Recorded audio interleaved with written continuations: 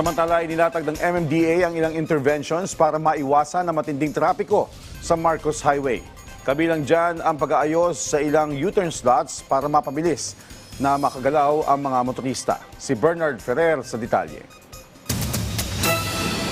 Pinalitan na ng MMDA ng plastic barrier ang mga concrete barrier sa intersection ng Marcos Highway, partikular sa Gil Fernando Avenue at Felix Avenue. Ayon kay MMDA Chairman Romando Don Artes, layunin nito na mas mabilis na mabuksan ang intersection sakaling magkaroon ng matinding trapiko ngayong Christmas season upang maiwasan ang Carmageddon. Inaayos din ng MMDA ang ilang U-turn slots sa lugar at maglalagay ng karagdagang traffic signages para magabayan ang mga motorista. Nakatakda ring lumagda ang MMDA at mga concerned LGUs sa isang Interagency Memorandum of Agreement para sa mas maayos na koordinasyon kabilang ang pag-harmonize sa oras ng track ban. Makikipag-ugnayan din ang mga LGUs sa iba't ibang subdivision para payagang makadaan ng ilang pribadong motorista sa loob ng kanilang kalsada. May panawagan din ng MMDA sa mga mall na nasa kahabaan ng Marcos Highway. Dito sa NCR, nagbabawal na po talaga tayo ng mall-wide sale.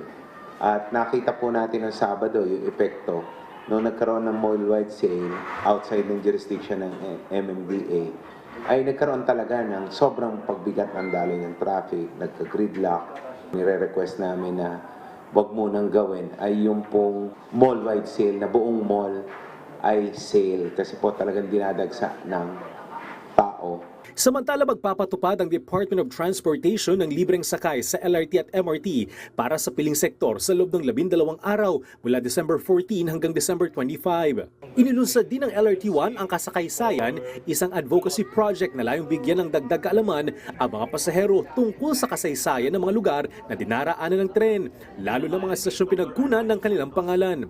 Sa December 25, sisimulan na rin ang deployment ng second generation trains ng MRT3 o mas kilalang Dalian Trains. Bernard Ferrer para sa Pambansang TV sa Bagong Pilipinas.